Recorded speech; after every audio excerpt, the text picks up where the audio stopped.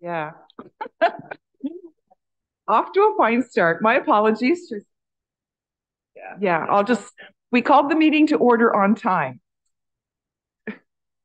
So, members of the public are invited to participate in this meeting of council by accessing the meeting, which will be live streamed on our Middlesex Centre YouTube channel, or by contacting the municipal clerk to receive a registration link to join the meeting being held electronically. Members of the public are also welcome to attend the meeting in person at the Ilderton Community Centre located at 13168 Ilderton Road in Ilderton, Ontario. So we don't have any agenda additions tonight. I'll just look to council. Any disclosures? I don't see any. There are no delegations, presentations, or petitions, so we can now move to adoption of the minutes. The motion before us is that the minutes of the Middlesex Centre Council meeting held on November 1st, 2023 be adopted as printed. Do I have a mover, please? Councillor Heffernan, and seconder, Councillor Arts. Thank you. All in favor? And that is carried. Thank you. Okay, now there are items on the consent agenda. These are items that are typically received in one motion. Council may request that one or more be removed for further action. We have a motion before us, but before we do that, is there anybody? Councillor Bruce, go ahead. Yes, I have a question on item 6.8. You want me to proceed? Okay, so I guess through you, your worship, to Rob, you're on. We're petitioning for drainage before this thing is even approved. Is that the normal course of action? Oops. Sorry. Yeah, sorry. Through Madam Mayor, to Councillor Burrs. Yeah, as you know, the drainage process can be quite lengthy. So the intent was to let them start the process. They can withdraw the petition at any point. And if the development is not approved, then the implementation of the drain doesn't have to go forward.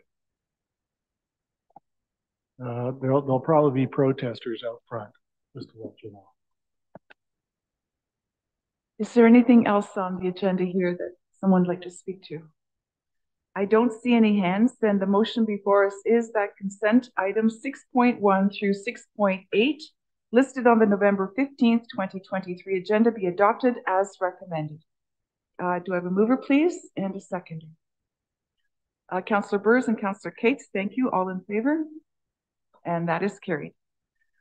Okay, moving on to staff reports. The first item tonight is the water, wastewater, and stormwater rate proposal. And I'd like to our Director of, oh, wait a minute.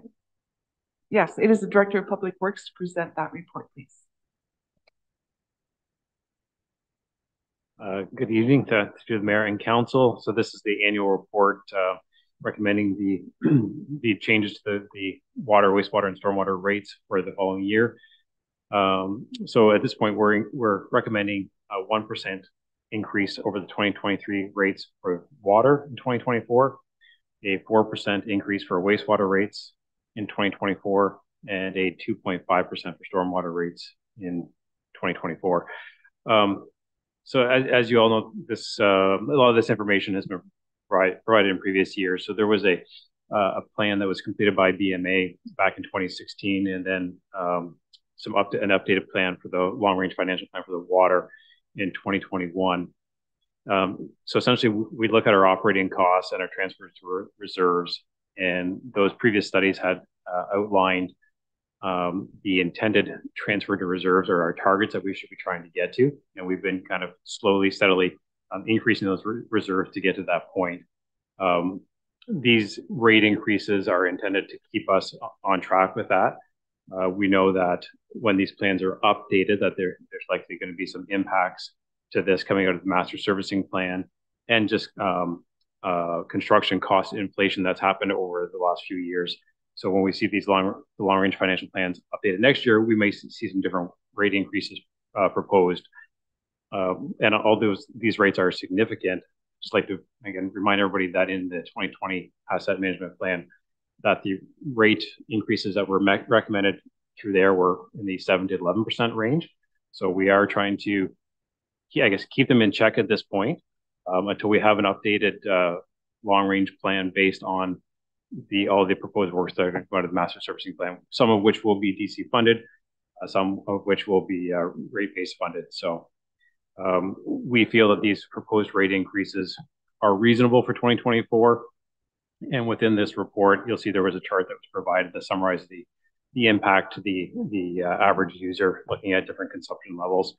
And so the average rate increase across the board is in the kind of 2.6 to 2.7% increase, which is about a $33 to $83 annual impact to users, depending on their usage.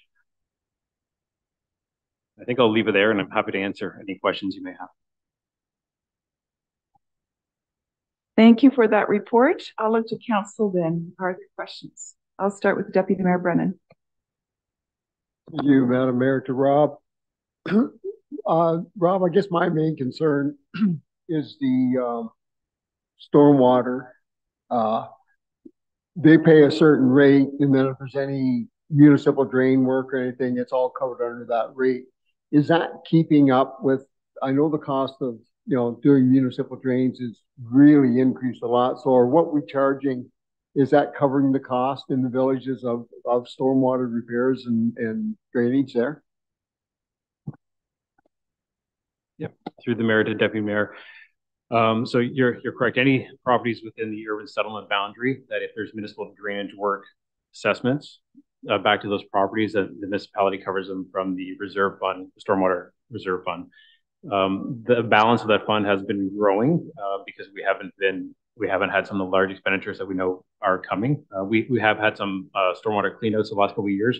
That cycle has kind of come to a completion for now, so we know the next number of years we're not going to have those cleanouts for assumed swim ponds. That's a benefit.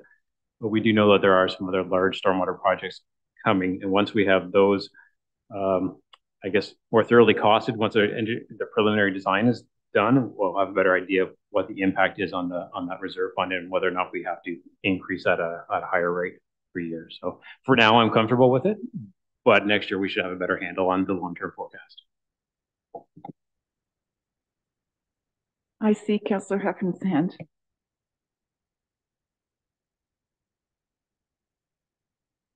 To the mayor, to Rob, I appreciate that you're keeping the rates as low as can be reasonably expected. I would like to see, and I guess we won't know that till next year, but the DC charge is covering a good chunk. I know growth is supposed to pay for growth, but we've seen that hasn't been happening in the last year, especially with all the things that the provincial government is downloading. So I sincerely hope that those rates go up. The other thing I wanted to mention, and this is just for consideration, I know you were thinking of redoing some of the stuff, but in the rates, like per meter or cubic meter or whatever, is that a portion of that put into the reserves, or is that, or sorry, the reserves, as well as the infrastructure? So through the mayor to Councillor Heffernan, that's a great question. So short answer is yes. So ultimately, whatever excess revenues there are, those go to reserves. So it is more than just the infrastructure lifecycle renewal. There is a portion of the unit cost that also goes to the reserves. Okay, thanks. I'm just wondering if you're redoing this next year, if it's possible to, I think these infrastructure charges came out in 2012, I believe. And at that time, and I'm sure a lot of other people thought it was more or less temporary and it was strictly to go to savings. I'm just wondering if there's any way that you can put the numbers so that we've got the operational ones, which are rates, and then the infrastructure life cycle, the savings, so that you can differentiate and see what you're paying exactly. That might not be possible if some of that, if you have excess, but I mean, as long as it's not built into it. Yeah, so that's a great question as well, and that's been a consideration in my head to rebalance that split essentially, to make it reflect operating versus what's going into reserves, and it'll never be 100% depending on the fluctuation in operating, but to closer align that. Once we have the costing from the master servicing plan and we go into the long-range financial plans. But my intent is to look at the rate structure again and see. Now, I know that there's some municipalities, they put a higher proportion of their revenues into the fixed fee and keep their unit rates lower, and then some do it reverse. So we'll look and bring options back for consideration. Is there anyone else? I don't see any hands. We do have a motion before us that report PWE 51/2023 regarding the 2024 water, wastewater, and stormwater rate proposal be received, and that the 2024 water rates be increased 1% over 2023 water rate, that the 2024 wastewater rate be increased 4% over the 2023 wastewater rate, and further that the 2024 stormwater rates be increased 2.5% over the 2023 stormwater rate. Could I have a mover, please, and a second? Councillor Arts, Deputy Mayor Brennan, all in favor? And that is carried. Thank you. Okay, next report has to do with fees and charges bylaw 2024, and that is our corporate service. So through you, Mayor DeBeat, before you is the fees and charges bylaw for 2024. This outlines the changes in fees from 2023 to 2024, and if there is any changes, it is explained in the attachment to the report. This is an annual exercise that all teams of Middlesex Centre participate in to ensure that we are recovering costs and charging the fees accordingly. This information has been posted to the website and will continue to be posted to the website as they do not come into effect with new fees until January 1st of 2024. At this point, I'll just open up to council for any questions. Okay, councillors, questions? I'll start with, I'll just work this way then. We'll start with you, Councillor Heffernan, and then go ahead, Hugh. Through the mayor to, I don't know, I think it would be probably Scott could answer this, and I'm sorry I didn't ask you ahead of time, but the fees for Weldon Park, so they are to start in 2025, parking, and is that correct, first of all? No, okay. 2024. Okay, so what about residents? Like, is this a flat rate for everyone parking there, or will residents of Middlesex Centre not have to pay? Through the mayor. So residents would be free of charge. So we're working, we've presented this to the Community Services Advisory Committee twice over the last couple of meetings. And the residents would be free of charge. There will be we'll have to discuss a process on parking passes or having folks who live in the municipality present proof of residency and in order to get their parking pass, etc. So the intent of these rates are to for out-of-town residents visiting our parks, or sorry, visiting that particular park weekdays and weekends.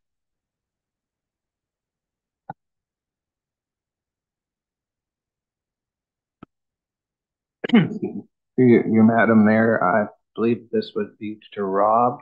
Under water services, 1.7, third-party meter testing of a meter. If the meter is found to be defective, do they still have to pay the charge? Through the mayor to Councillor Arts, no. If it's defective, then it's at our cost. Okay, I thought so. Thank you. Is there anyone else? I see no hands. In that case, we have a recommendation before us, and that is that report CPS 51/2023 regarding fees and charges bylaw for 2024 be received, and that the 2024 fees and charges bylaw attached as Appendix A1 be approved. A mover, please, and a seconder. Councillor Bruce, Councillor Cates, all in favor? And that is carried. Thank you. And again, to the Director of Corporate Services, the floor is yours, Tiffany. Thank you. So thank you and good evening, members of council. Tonight we'll be discussing our budget for 2024. Today we'll be also concentrating on the operating aspect, but we will tie in some capital. And if you have questions on the capital budget that was presented at the last meeting, please feel free to ask those questions throughout the presentation. So tonight, this is our agenda as we'll go through each of these different items. We will pause for questions multiple times throughout the presentation. Feel free to ask at that time or to ask at the end of the presentation. The presentation is based off of the municipal budget booklet, and this slide shows the acknowledgement for everyone involved in that process. We have a great team here at Middlesex Center, and they're all, there's many people from all departments that are involved in the budget working group, as well as the budget book presentation. And I'd like to take this time to say thank you to each and every one of them. At this time, I would like to introduce Councillor Burrs and Councillor Cates, who participated in the budget working group this year for the 2024 budget, for them to provide their insights into what the 2024 budget development looked like and to provide some recommendations or their thoughts to council. I'll pass it over to Councillor Cates and then Councillor Burrs.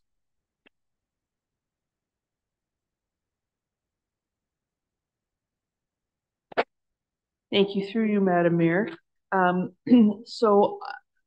Just to talk about being on the Budget Committee working group, I found it a valuable experience being on the 2024 Budget Committee working group for the first time.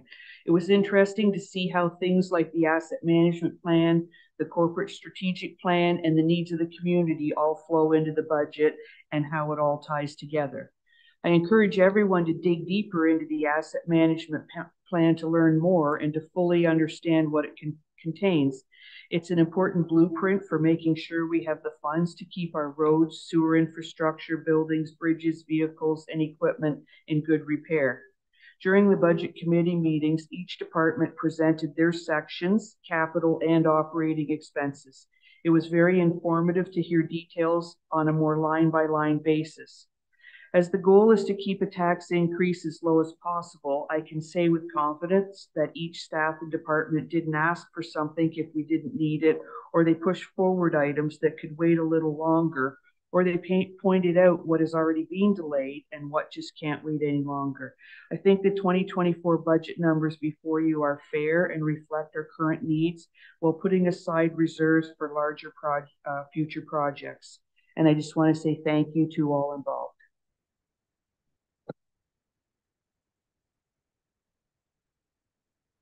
Okay, here are my comments, a little bit of soapboxing too. First of all, I thought the whole process was good, moved along nicely. I always think people have to begin the budget process by reading and understanding the previous year's budget book, which I did. It's a great book. The budget book format is top notch, and in fact, we have won awards for the format content. I thought last year's budget at 2.5% was a little too tight.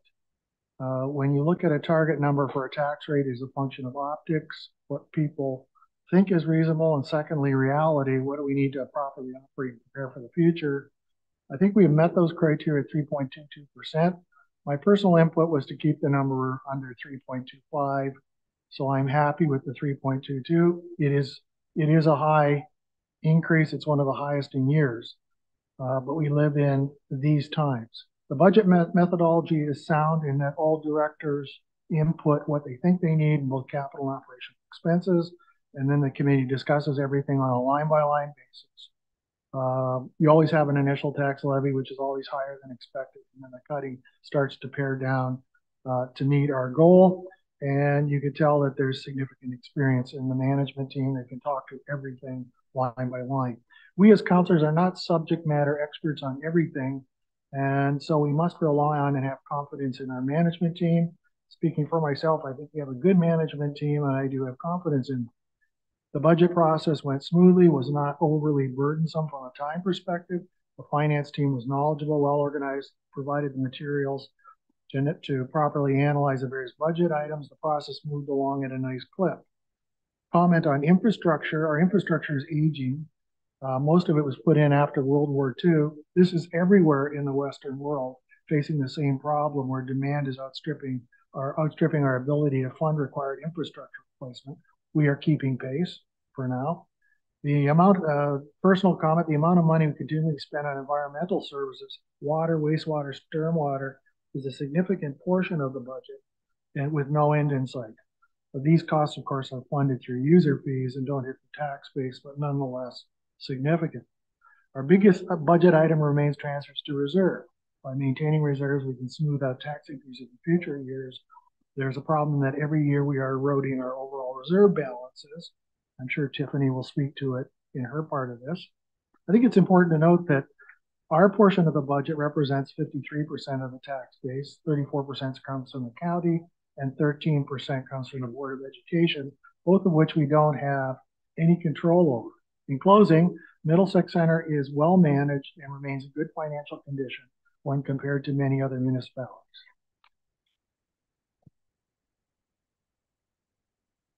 Thank you, members of council, and we do really appreciate you participating in the committee this year. And thank you for your insights. At this time, I would just like to talk about the release dates with respect to our budget booklet, as well as the presentations to council. To just remind everyone, the capital budget was presented to council on November 1st. The recordings are available online, as well as the materials are available online if you'd like to still review those. The operating budget is presented tonight on November 15th, and this recording will also be available online. We are looking at having a final draft budget to be presented to council for their consideration at the December 20th meeting. This will include our tax rate bylaws as well as our budget estimate bylaws. At this time, I do ask for council's comments either tonight through this presentation or by December 6th as we prepare the final budget booklet with the outstanding information that we're waiting on. As Councillor Burrs had mentioned, this is the municipality will be applying for the Distinguished Budget Presentation Award for our 2024 budget. We have been successful in achieving this award for the 2022 and the 2023 budget. Now, when we're looking at the considerations in developing the budget, there is a significant amount of work that goes on behind the scenes and lots of items that we are always looking at as we're preparing the annual budget. This process starts early in the year, and once it completes, and once council passes the budget, the monitoring of that budget continues. So budget is always on every member of this SMT's mind, as well as our manager group and probably council. So the priorities that we have is enhancing transparency, accountability, and incorporating public feedback gathered through the budget survey and other municipal outreach initiatives. This is where our council representatives are also so crucial to this process as they bring that different viewpoint into that group. We do present different versions of our draft budget booklet. As you see tonight, it's draft, and we do this to enhance transparency so the public can see this as it's happening in real time. In addition, we also utilize Open Book, which is a program that's linked onto our website where you can watch the changes each week of what's happening in the budget. And so that's really exciting to be able to provide those opportunities to our public. There is a lot of other things that go into when we're considering the budget each year. We have to manage the competing priorities, new service with public desire for a lower tax rate. This is constantly on the mind of the committee, and I'll talk about that at the next slide with where we ended up with our tax rate. We still have that delayed property tax reassessment. We have aging infrastructure, and we have an infrastructure gap that we need to continue to close. This is a long process. This is not something that will probably be completed in my tenure here, or maybe even my lifetime. It's something that's we will have to work on each and every year for, I don't know, up to like 100 years, and it probably still won't be done. And this is something that's facing all municipalities. We also have the economic downturn. You will see when we're going through our building, as well as when I'm talking about property taxes, that there has been a decrease in the growth happening in Middlesex Center. And that growth is something that we've relied on for the past few years. So the next couple of years are going to be a little bit more challenging. We have inflationary pressures. This is a big issue for anyone facing their own personal budgets, but also for municipal budgets. Because not only are we looking at the consumer price index, we're looking at the construction price index, and that impacts our capital projects. Finally, we also have external legislative requirements here at a municipality. And it's important that the public understand this to a degree. It can be very complicated, but these have impacts on all departments within the municipality and have budget impacts.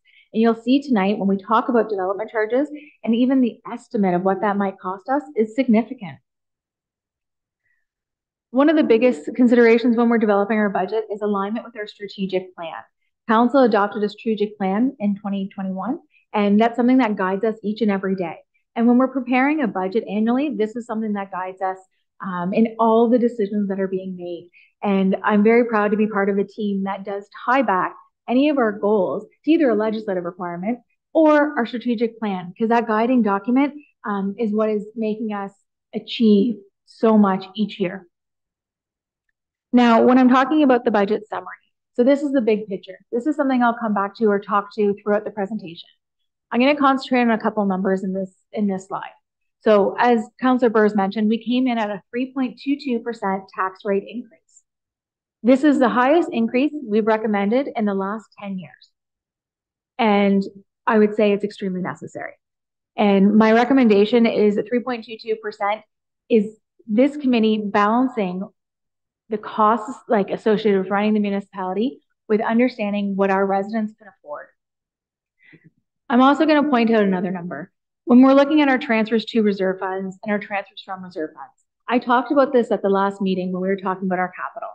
We are transferring to our reserve funds $14 million less this year than we're expected to use. This is not a sustainable trend.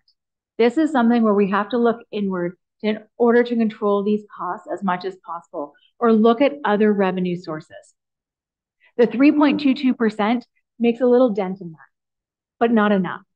However, we do have to balance what that increase is for our ratepayers within the municipality. So at this point, we have a balanced budget, and we are looking at different strategies of how to make this work in the future. And so this is not something that we consistently can do. And I know we have a great team of SMT and our managers that are internally looking at this. So how do we get to the 3.22%? This is extremely important to understand. So when we are looking at this, we came to a lot higher number. And as Councillor Burrs recognized this, we started at a number that maybe was not easy to swallow for many people, but that was what we needed to raise. The finance team took this back and came up with a strategy of how we can make this work for this year. So I am pleased to say that we will have a surplus in our 2023 year. And I'm pleased because it's related to revenue. So in the 2023 year, we had budgeted less supplemental and omitted taxes than we actually received. So to inform what a supplemental and omitted taxes is, it's based on prior year taxes taxes that are billed in the current year for prior years. So this is growth related. You built a home in 2021, we got the revenue in 2023. It was assessed and it was billed for a supplemental and omitted. Due to the decline in growth, the budget for this was conservatively done around $400,000 around that part for our 2023 year. And we're coming in a significant amount more than that. And so that money is considered a surplus and a surplus in revenue. What I'm suggesting to council is that we take that surplus from 2023, which is growth related, we transfer it into our tax rate stabilization fund. We then utilize that specific amount for 2024 in order to balance the budget. So here in this slide, I'm noting that's $405,000. Since then, we've had some changes to the budget since this document has been made. We have received information from MPAC with estimates on what our future supplemental and omitted taxes is going to look like. It's not going to be near 800,000.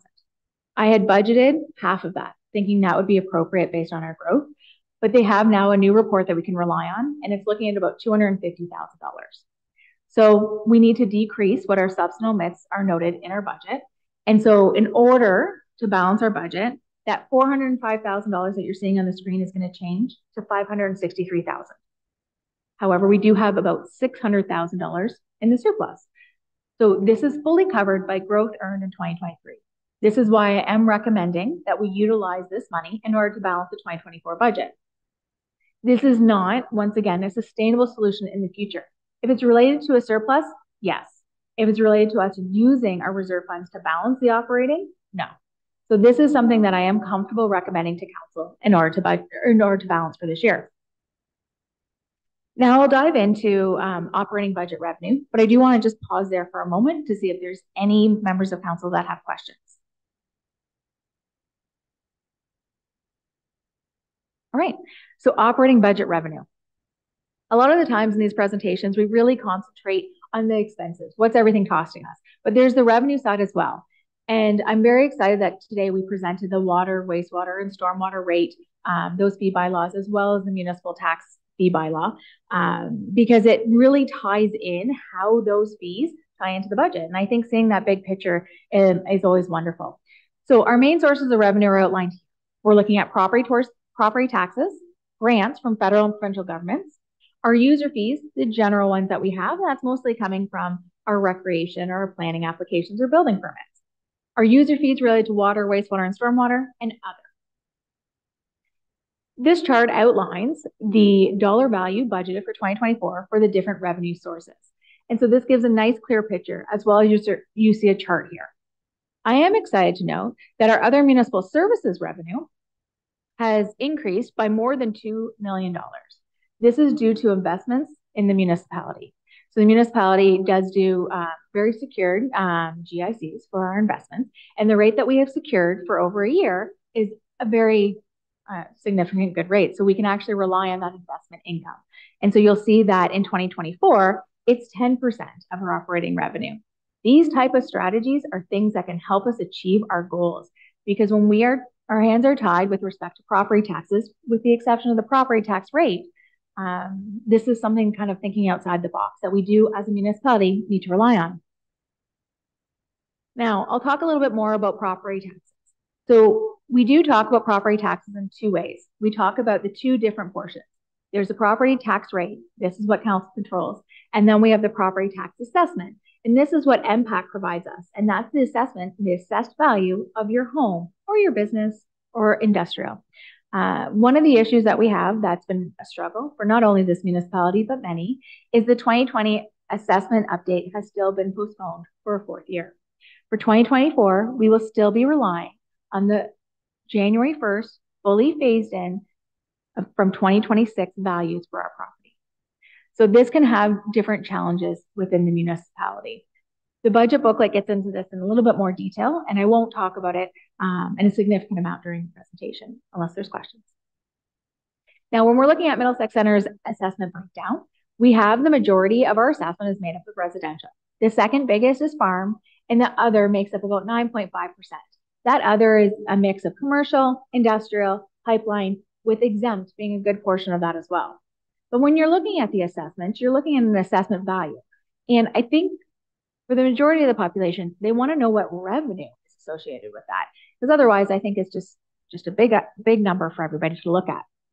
And so this chart outlines the different revenue associated with the different property types. And you'll see that residential property type is our highest amount of revenue, followed by our farm properties. So this is where we're getting the majority of our property tax revenue.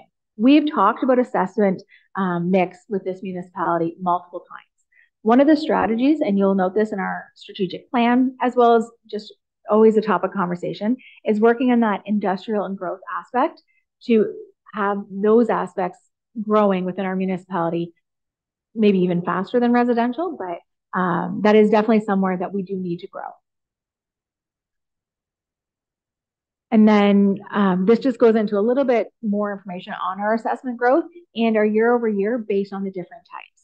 This year, we had a significant, in 2026 or 2023, we had a significant increase in our commercial growth. And that would be based on some specific properties.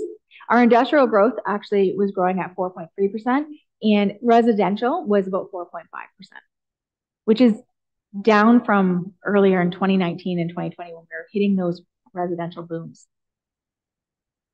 We also like to present that municipal tax rate. As mentioned, we're looking at 3.22%, which when looking over the last 10 years, it is the highest we've presented.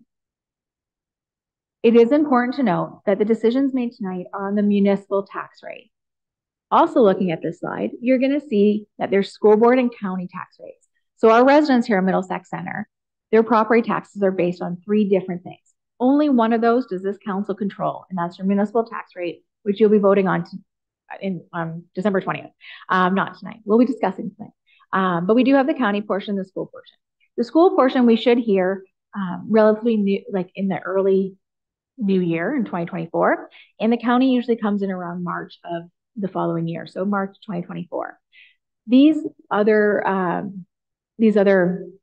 segments could also increase, similar to Middlesex Center, what we're looking at, which will impact the overall tax rate for our residents. So we do have to keep that in mind. And I can confirm that as a budget working group, we did have these discussions as we came down to that 3.22%. We also always showcase the Middlesex County residential tax rate comparison to put this into perspective for people. Once again, this is just a visual of what that tax rate is at the different municipalities. We also do it based on our comparator municipalities that the municipality compares to and is more similar in size, assessment base, operating revenues, and the like. So these are also, it is for information. This is only one piece of the pie, the tax rate. This doesn't go into the assessment base.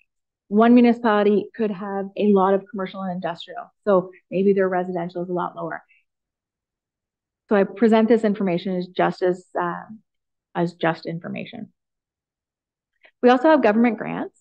So this is always exciting. And I would say that here at Middlesex Center, whenever there's a grant, we apply for it. And I think the team does an amazing job at that. We're not always successful. However, I think that the more we apply for, the better chance that we're going to have. We do have 3 formula funded grants that the municipality does rely on. This would be the Canada Community Building Fund. It was formerly the federal gas tax. We have estimated the 2024 value at the same value as 2023. From my understanding, we will not be receiving this information until early 2024 to spring 2024. And so we will continue to use that number. This number does go directly into reserve funds to support normally our Public Works and Engineering Department, our bridges and culverts.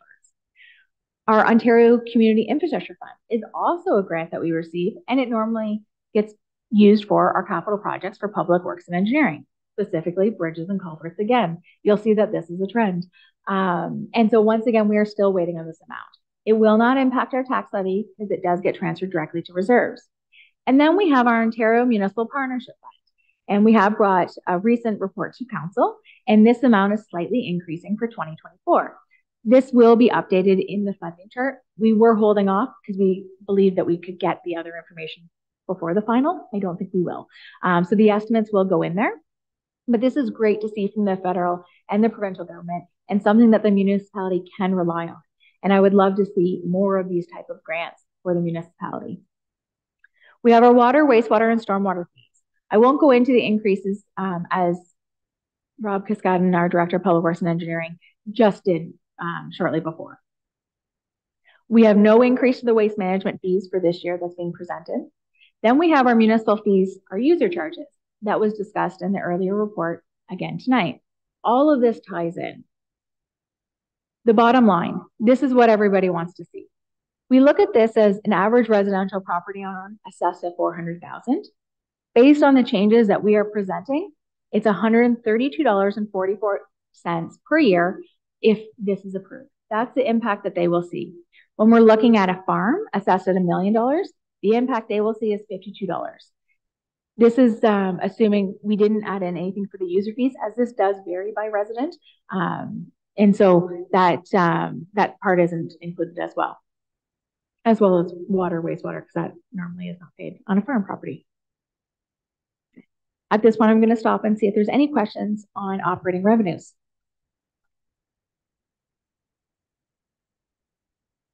I don't see, oh, sorry, Deputy Mayor Brennan, go ahead. Thank you, Madam Mayor. Tiffany, if the government gets its acts together and reassessment comes in, say halfway through this year or 3/4 of the way through this year, will that affect anything this year, or will it just carry to next year? Through you, Mayor DeVete, I do believe if they do announce that they're going to do it, I would imagine they'd do it for 2025. I don't think they'd do it during a tax year. But if it did, a report would come to council and we would have to pivot with respect to what we've done. But it normally it would be for the next year. Anyone else? I think you can go ahead, Tiff. Perfect, thank you. So operating budget expenses. So when we're looking at this, we do look at our top 93% of our operating budget. And we can summarize what the municipality spends, the majority, 93%, in just a few lines. So the biggest things that I'll mention is our transfers to reserves of that $17 million. We are making every effort to increase this amount every year. And I think the municipality has some great financial strategies to get this done. But this will always continue to be a challenge, and we do need to make it a priority. As Councillor Kate said earlier, our asset management plan drives a lot of this, like this number, and drives those projects that we need to do. This is not something that we cannot commit to. So that transfer to reserves has to remain as our top expense.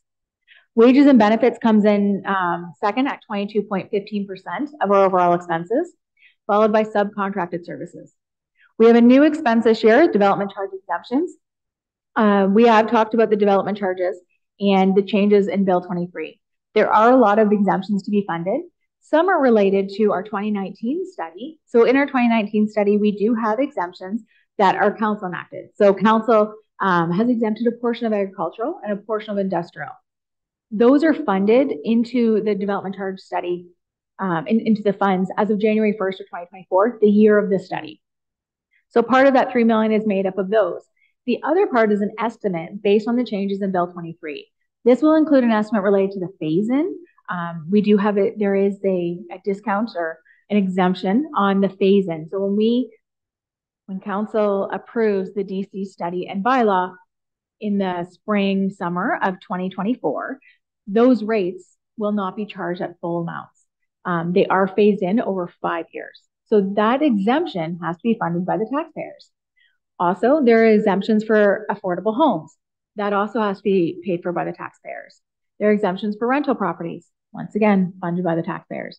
For 2024, we have funded the development charge exemption of $3 million directly from the Tax Rate Stabilization Reserve Fund. We had been planning for this. This amount has been transferred into our Tax Rate Stabilization Reserve Fund in a previous year, and it's sitting there waiting to be used. We're planning ahead for 2024. 2024, we're going to get a lot more information on what that actually looks like. I don't know what the phase-in is going to look like at this point at all. So all of this is an estimate. We are also completely tracking this because the province of Ontario has noted they will make all municipalities whole. And this would only be for the legislative exemptions, not the council enacted ones. So the legislative ones are all being tracked, and we will continue to communicate with the province. And I know our mayor and council will as well, to ensure that we are made whole. But at this point, it's funded by reserve funds. Once we're made whole, we will reimburse those reserve funds. We also have repairs, maintenance, and equipment rentals. Another item to note is our debt, principal, and interest as a percentage of our overall operating expenses has gone down, but that's because we're paying off debt. And we haven't entered into any new debt agreements at this point. Also, our non-capital equipment, hardware, and software. I do want to mention this at this point. It looks like there's a significant increase. What I'd like to remind council and the public of, at the presentation on November 1st, we talked about the new capital strategy. Anything that is included in the capital budget needs to be above $35,000. So there was a lot of projects that were kicked back to our operating budget, and this hit a lot of our departments, but the majority was in our community services team. And so that amount increased. We have absorbed that within the budget. And then obviously we have insurance as a 1.78% of the budget. This is just a nice bar graph outlining the expenses, depending on how you like to visualize that. And this is the operating budget by department with a 3-year comparison to give you some idea of what the increases have been each year. I am very proud to report that there has been minimal increases within our operating budget. With inflation at September in 2024 or September 2023, what I believe was 3.8%, and the construction price index, I want to say it's 5.6 or 6.5. These are significant numbers. These are not our increases. The team has done a significant job at reducing the cost wherever we can. Efficiency and continuous improvement is always top of mind. And I think that's evident in these increases. I won't speak to any department specific until I get to my general government slides, as I'm not going to steal anyone's thunder. This is also a bar chart that outlines year over year. You will see a lot of these are consistent. I'm happy to see the fact that the reserve fund transfers is not. It's increasing every year. That's a trend that I'm very proud of, as I mentioned before, and council should be proud of themselves as well. Items of note. So these are items that are impacting pretty much all the departments as we come together. We're looking at our commitment to that reserve fund. Each year, we budget an additional $1 million to transfer it in. This is exciting. It's in line with our asset management plan. However, as mentioned at the November 1st council meeting, we're meeting those older targets. With inflation and those cost increases that we've seen, we're probably having a $4 million shortfall just on the current year assets. We are not unique to this, but I'm still very proud that we at least did that $1 million. We stuck to that target and we're hoping to still achieve it if council approves the budget. Our commitment to asset management, Councillor Cates talked about this, and it is extremely important.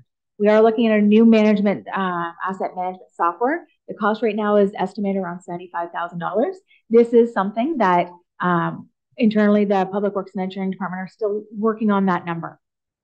We have a development charge study. So this is something legislatively we have to do in 2024, or we don't charge DCs. And the cost I have estimated is about $100,000. I have since received the quote. It is less than that, and that amount will be updated. The good news is 90% of that study is covered by our development charges. So only 10% of that is hitting our tax levy. The capital asset threshold change I mentioned a little bit earlier, and our salaries and benefits. So we do have some changes that's happening within the departments. We have a couple employee departments, including corporate services, that changed in 2023 for 2024. We received pre-budget approval, early approval in the 2023. So that also adds into those full-time employees. We have a salary of cost of living increase of 2.5%. Our pay grid has a 4% increase in it for eligible steps. We have 58 full-time employees eligible for these increases for 2024. We have additional part-time hours that was added to our community services department to ensure that they're hitting that level of service that our residents expect. And we have an increase in the overall benefits over prior year of 10%. That's our estimated for health benefits, which would also include dental. And those are paid for by the municipality. We are not insured on that. However, the insurance portion will also is included in that, and that would be our long-term disability, our accidental death and dismemberment, and our life insurance. So those are some significant increases. Before I start talking about general government, any questions? Just one from me. With respect to the development charges study, are there any variables that we need to be worried about in terms of getting it done now and then trying to figure out how to be made whole and how to track that piece and how that would impact the study? Through your Mayor DeVete, that's an excellent question. So we are tracking any and all information we have related to development charges, especially when the province has noted that they will make us whole. We will make sure that we are made whole because that's extremely important. With this study, the one thing I would say, because we're on a legislative deadline and it expires in 5 years, like at the 5-year mark, which will be July 17th of 2024. If we do not proceed with the development charge study, even if it's not approved by that time, July 18th, 2024, we will not be able to charge development charges. So that is a risk, but we are tracking everything. The 1 year, this year, I'm actually extremely excited about, and I think you all will be too. We are finishing up our master servicing plans. You should be seeing that at council in December. Those plans are what is going to feed that information to the development charge study, and I think it will make it way more accurate than it's been in the past because they're new. And I know we have a great team behind it here at Middlesex Center that's been working towards that. We will be taking that information and putting it into the study. The changes for the 2024 study, though, is it is a 10-year study rather than a 5-year study. We have had 5-year studies in the past. That was one of the changes through the bill. It doesn't mean we can't revisit it in 5 years, which might be a recommendation at that time. But having these master servicing plans now will ensure that we're providing more accurate information. So I don't believe that there are any other risks associated with that Bill 23. People are still working through everything. I do believe as long as we're tracking it and we identify this through our DC study, we should be okay. I would love if things change with respect to the phase-in that we will experience. But if that happens, that would be something that would be communicated properly and then we'd adjust at that point. But those are some great questions that I can make sure that when we're working with our development charge consultant, that's top of mind. Other aspects of the development charge study that'll be a big part of this is our policy development, the policy that goes into the development charges. We're talking about things that, like those DC exemptions. We'll be looking at that. We'll be looking at front ending of our development agreement. Maybe we look at getting the front ending as in they pay the development charges as soon as they sign it. There are different options. I want to make sure that as a team that we're making sure we look down every avenue and recommend to council what we believe to be the best action.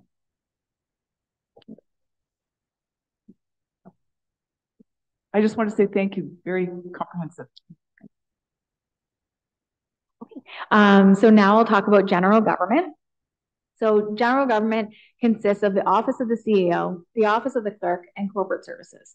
Corporate services includes multiple aspects as well. We have our finance division, our information technology, our communications, and our human resources. There has been so many 2023 accomplishments that we're proud in our general government department. And those are listed below. A few items of note is the completion of our organizational review. The organizational review was looking at every single department and looking at the items that are not included in our DC study as it pertains to growth. The other item I really loved about our organizational review is it took into consideration what this municipality can afford. Obviously, when we're looking at growth and we're looking at growth of staff, they didn't look at exactly what maybe we do need 3 staff in this area. They looked at our historical trend of what we actually have hired and what we can afford based on our assessment, and they provided recommendations that way. But they also provided the high-end recommendations that would show almost double. But they know that this municipality is going to do different efficiencies, going to have different automation, and always trying to make sure that those are top of mind. And the review was written that way. We also have a new customer service policy, and the whole service delivery was reviewed. As it was Middlesex Center's 25th anniversary, there was a celebration that was done in September, and our team did an amazing job, and it was a great turnout from the community. I think everyone had lots of fun. And in early November, we had the mayor's breakfast. This was the first time we've hosted it in person, and I think it was a smashing hit. And I think that's something that we will be continuing in each and every budget. Those are things that we did in 2023. We have also listed some great stats if you want to see that hands-on, all the items that we've done. And there's a little bit more. The other items I want to mention, as we're related to 2024, what council wants to see is what are we planning for in corporate services and general government budget? Well, we have the DC study, as mentioned earlier. That's a big chunk of it. We have our asset management software is included in corporate services because it's a corporate initiative, but it will be led by the Director of Public Works and Engineering. We will be working on financial plans, mainly in corporate services, the long-range financial plan, that's tax-based. We'll also be supporting the Public Works and Engineering Department with their water, wastewater, and stormwater financial plans. All of this will be following the master servicing plans, the development charge study, and asset management updated plan. We'll be looking at a diversity, equity, and inclusion committee. We'll be continuing on our health and safety program manual. We'll also be looking at this continuous improvement program that our CAO does every year, and that's included in this budget, as well as our CIP program, which is the Community Improvement Plan. All of these things that are included in the general government budget, and we look forward to providing to the community in 2024. There are some trends and issues. We have some continued decrease in some of our revenues. We have an increase in the freedom of interest requests, freedom of information requests. This year we had 11 versus 2 in 2022. This is keeping our clerk very busy. We have a requirement for more detailed government reporting for our grants and our annual reports. We continuously have legislative changes, and we have talked about this more in the book, so I won't get into too much detail. Overall, at this point, that would be what our general government, corporate services department will be working on. This is outlining our overall operating budget. The second highest portion would be our policing. Earlier this year, I brought a report to council on the policing increase.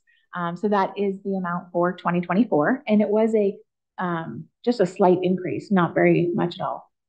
The conservation authorities, we are still waiting on some final numbers there, so those remain outstanding. And the other accounts are relatively small, but I can answer any questions that council may have.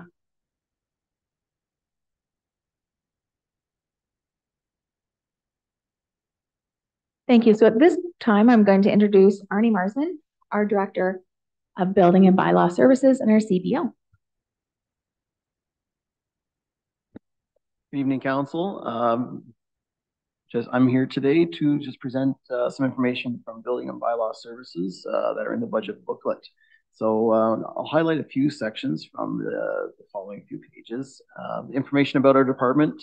Since 2002, we've been providing building inspection services to the Township of Luke and Biddulph, and in 2021, we expanded that agreement to include Adelaide Metcalfe, North Middlesex, and Southwest Middlesex.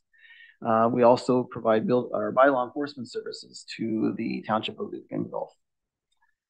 Some highlights from this year. So far this year, we have seen a reduction in construction. There's no doubt that we've been impacted by that. Number of permits to the end of the third quarter this year, we're at 354 permits. Of those, we're at about 90 new dwellings. And the next page will show you kind of how that compares to previous year's totals. And $83 million in construction value. Also with bylaw enforcement in Middlesex Center this year, we've so far followed up on 225 complaints. So it's been fairly busy. We found that in Middlesex Center and in Luke and Biddulph that bylaw enforcement has been a bit busier than last year. Some accomplishments we've seen this year. First and foremost, we're proud that we received the PJ Marshall Award through AMO for our shared building inspection services through e-permitting. We've created a number of building code policies that our department uses, refers to for some ambiguity sometimes in the building code interpretation. We've developed some policies that we can share with the building community when there needs to be some clarity on some gray areas. This year we've brought in cloud permit for bylaw enforcement as well. So not only do we use cloud for building inspection and planning, but we also now use it for bylaw enforcement. And soon you'll see a link to that on our website that the public can use to submit a complaint. You can submit a complaint through cloud permit as well that we follow up on. Another highlights for this year, we've assisted Strathroy Caradoc with Chief Building Official Services very briefly. And we finished about a 6-month agreement with Temp Center, also doing building inspection services. So we've been busy assisting our neighbors, which has helped the budget in slower times. It's helped spread staff's time around. In Lucan, like I said, it's been fairly busy with bylaw enforcement as well. 50 complaints there. And I guess one important highlight about building division is that we're fully funded by user fees. So building division's budget will not impact the tax levy. The table at this page generally shows where we're at this year in comparison to previous years. What I expect based on the activity in the fourth quarter is that we'll see about numbers very similar to 2019, which is really positive. The years 2020 and 2021, we saw a significant boom. And although it's been somewhat slower the second half of last year and the first half of this year, we do see it picking up a bit, and we expect it to continue into next year. A lot of positive developments, not only in Middlesex Center, but across the county, which we really have to account for in our department, is how busy other municipalities are as well that we're servicing. The next page. So budget highlights again. We do get a full cost recovery.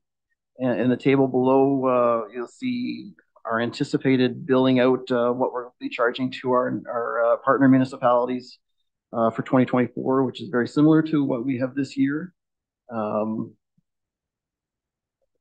again, what we expect to see will a positive increase in construction activity into 2024, especially with townhouse condo developments. It seems to be that's a popular venue right now, and we have a number of those developments coming in, not in Middlesex Center, but also across the region. So if there's any questions about that, I'm happy to answer. I don't see any, Arnie. Go ahead. Okay, with that, I'll pass it over to Scott Mayers in Community Services. Thank you, Arnie. Good evening, Council. So just to go over a few things, as many of you know, but just for the public's benefit, just the As outlined in the slide here, the amount of amenities and facilities and parks and things that we provide in community services. So when the Department of Community Services, as you know, is broken up into two areas, community services and facility services. So the next few slides speak to community services, which mainly makes up our parks and open space and our recreation divisions. Next slide. So just highlighting a few of our accomplishments from this year, certainly the implementation of our Univeris booking system and program registration system.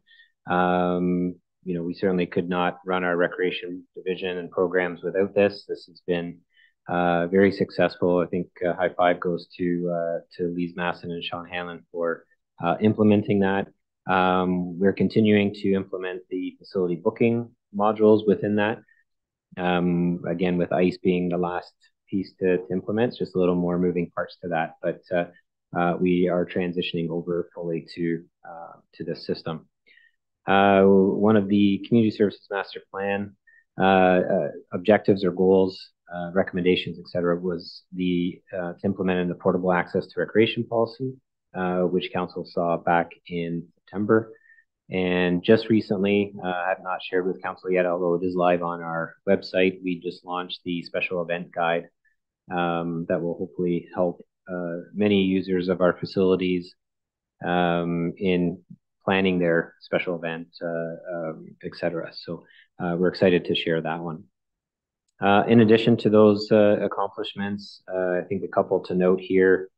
One being the accessible washroom upgrades at Poplar Hill Park. That was grant funded through the Enabling Accessibility grant through the federal government. I'm going to highlight the installation of our 9-hole disc golf course, which many of you saw on our tour. And I drove by the other day and saw a few families on Sunday actually making use of it. So I think that's been a huge success. And I got to give kudos to Ken Ferguson, our operations supervisor, who led that project, and we're really happy with its results for such a minimal cost. Some of the trends and issues that we're continuing to monitor, of course, vandalism in our municipal parks and facilities. Happy to report, knock on wood, it has been a better year. That could be a whole variety of reasons. Now, as you know, as you'll see in your budget package, security is one of our new operating costs that we now have to deal with. And I think that's played an important role in prevention of these activities. I think there's a presence there now. We're locking up facilities at certain times of night. We have drive-throughs happening. So I think although it is a cost, it's saving other costs. And I think, from graffiti and damage that was significantly happening at our facilities. We're obviously, as Rob can attest, we're also seeing the increased material and construction costs, no different than other municipalities in the province. Although it seems to, in my opinion, feel like it's coming down a little bit, or at least stabilizing. We were fortunate to get some good rates on our municipal office project, so we're happy to see that. And again, there's always increased demand for more programs and amenities and things like that. So we're always having to manage that against, the need and what we can afford, of course. A few changes in 2024. So we will be adding a Komoka Youth Center at the Komoka Community Center. That was a grant that we received very recently. So we're excited to be able to launch that. And then, of course, other recommendations coming out of the Community Services Master Plan. We'll continue to work through those recommendations as we move forward. Overall, the community services budget is a small percentage of the overall operating budget for the municipality. And I think if you see the amount of services and things we do provide for that, I think there's some good value for the residents. Before I move to facility services, any questions on community services? Hearing none. Moving to facility services, again, you can see there's a fair bit that the department will look after, from our arenas to our 5 community centers to the medical center. We assist Chief Toth with the fire stations, etc. So lots on the go there. These are some of our bigger assets and certainly more of our costly assets to maintain. As Councillor Burrs indicated, some of them are a number of them are aging, and there is significant work that does need to happen. 2023 accomplishments. In September, we brought to you the indoor aquatic facility report to give you an understanding of what those costs would be if we were ever to undertake that project. I think it was clear from that the costs are significant and would be a real struggle for this municipality to afford. The municipal office detailed design office renovation project is well underway. We were able to complete detailed design earlier this year, tender, and we're able to secure a contract with Tradition Construction that fell within our budgeted amount. So as many of you, if you've driven by, you see lots of activity happening there. The old council chambers is no more. So we're excited to see things moving forward at that location. Just some other departmental highlights, trends and issues. Certainly finding HR capacity is still an issue in finding maintenance staff or customer service staff. It can be a challenge. We have posted a number of times for various positions and do struggle to fill those positions. And I think that we're hearing that across many, not only municipalities, but in the private sector as well. So it's something that, certainly we're monitoring, increased utility costs, et cetera. Certainly, we're looking at other ways that we can invest in our facilities, for smart building technology to help reduce those costs. I know Justin does a significant amount of work in monitoring, trends in our HVAC systems and things like that to maximize their efficiencies. We're going to continue with the building security at a number of our parks and facilities for now anyways. I think it's still important that we have some presence there, as I indicated before. With respect to the Ilderton Arena, where no news is good news, I guess, as they say, we have still not heard about our $4 million grant application. Hoping to hear soon. We are starting to near some important timelines and deadlines to get equipment ordered. So stay tuned for that. Those items are in the capital budget, as we may need to order those in advance of the grant funding announcement, or else we won't be able to get those units replaced, and those have to be done as per legislation. So stay tuned on that. A little higher percentage here in the overall operating costs at 8.6%. You'll see that went up a little bit. As you know, as we indicated in the capital budget presentation, the $35,000 threshold, a number of the projects moved from capital down to operating. So you would have seen our operating kind of budget go up to account for that. Happy to answer any questions. Oh, hearing none, I will introduce our Fire Chief Colin. Thanks, Scott. Through you, Mayor to Council. 2023 was interesting for fire services. We continue to provide our services in the way of public education, fire prevention, investigation operations, including emergency response in our training division, as well as servicing our 2 service partners, Thames Centre and North Middlesex.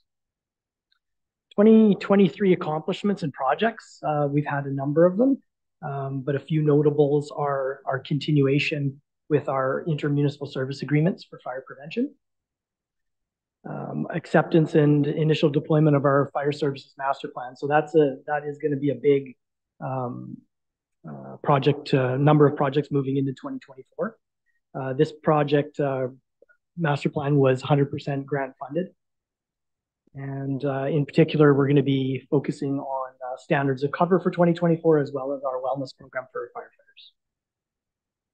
Fire operations, partnerships with Strathroy Fire Services and Strathroy Dispatch to enhance our technology within responding apparatus, brings a little better pre-planning en route, and as well as computer-aided dispatch integration with that software as well. Again, that was 100% grant funded. Although fire services is not really a revenue-generating business in and of itself, I feel Middlesex Center Fire Services punches, as does our municipality, punches above our weight to get grants where we can and find opportunities where possible. We were fortunate to be successful with 3 grants this year, and currently we're working on a 4th.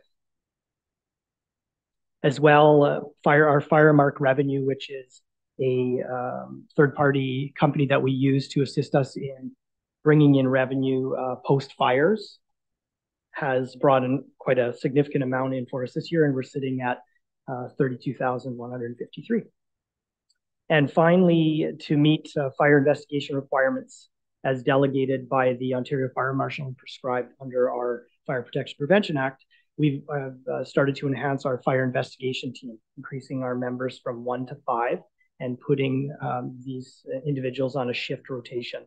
This team supports one of our service partners, which is North Middlesex, and that accounts for around 12 to 14 investigations a year. Some additional goals and objectives for 2024. Like I mentioned, we're going to focus on our master fire plan. That's really one of our guiding documents. And like I mentioned, focus on standards of cover, which will include modified response model.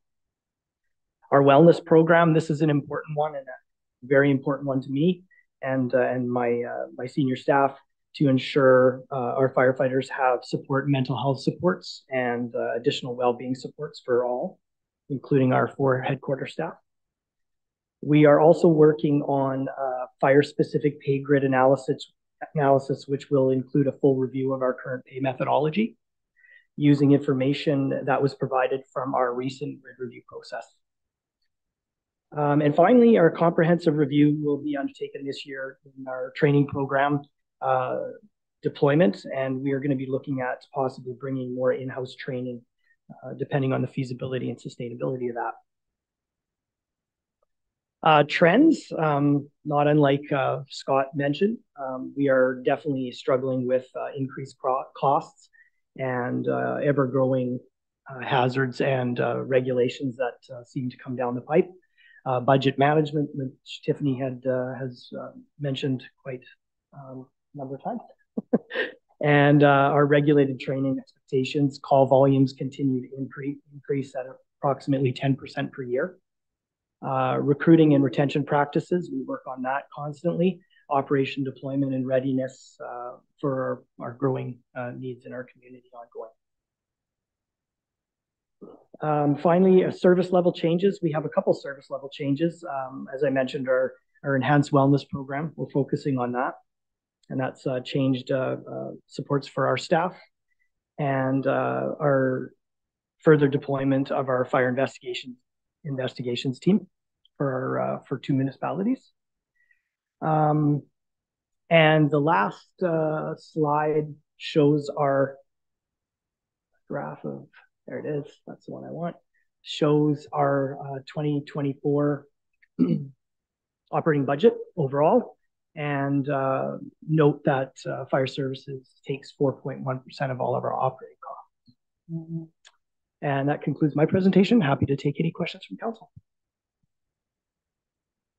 Any questions? I see shaking of heads. Hey, I'd like to pass it over to Rob Cascadden, Director of Public Works and Engineering. Thanks for the introduction, Colin.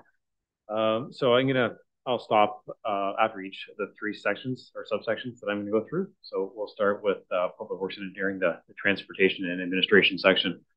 So our transportation staff, operations staff, maintain our roads, bridges, culvert sidewalks, roadside ditches, and three licensed aggregate pits, which some people may not know that we have within the municipality, that the municipality owns and operates. We also have admin staff that look after the development process with subdivision site plans, the infrastructure design standards. We have a staff member that deals with GIS and asset management, and a staff member that deals with the municipal drain process. One thing I'd like to point out is that in 2024, we're not expecting to have any new assumptions of municipal or of subdivisions. So we're not expecting an expansion of the roads and sidewalks that we need to maintain in 2024. But after that, we expect to see some assumptions go forward. Next slide. So 2023, some accomplishments. We continued with our roadside safety program with traffic calming, increased tree planting. We completed a structure inventory. We also completed a tree inventory and health survey that's not on there on the list. And we've continued with the implementation of our asset management software program. Although we're looking at changing the software programs, we've still been progressing that along, and we'll end up exporting that data out and bring that into whatever new program is selected. For the 2024 budget, just one thing I'd like to point out is that we have increased the traffic calming budget as we're planning to implement some permanent traffic calming or speed cushions in certain areas instead of the install and uninstall every year. A couple of locations where we've now had them in place and they seem to be functioning well, that we'll pick permanent locations to do those installations. And we'll also continue with the asset management progression in 2024. In 2023, we've had really good feedback and success with the implementation of the work order system through the asset management software. So that'll be continued in 2024. As you can see, there's a number of other items. I won't go into detail, but a lot of our operating work is similar year after year. The capital projects are the ones where you see the most variation.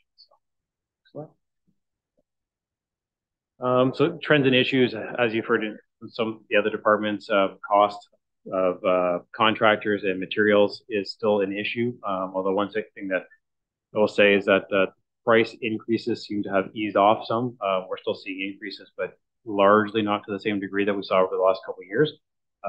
Still have had some feedback from contractors and particularly consultants with staffing issues on their end, that they're still struggling filling some positions. On a positive note, we've seen the applications for our operations positions, whether it's seasonal or permanent, that we've seen a sharp increase in the number of applications that have come in. So it's given us a larger pool to select from. And then one thing I'd like to note too is that some of the capital purchases that we've made over the last couple of years have, I guess you'd say, have paid dividends and efficiencies, such as the excavator and bucket truck that we have purchased. They've allowed us to bring work in-house and reduce our rental and lease costs.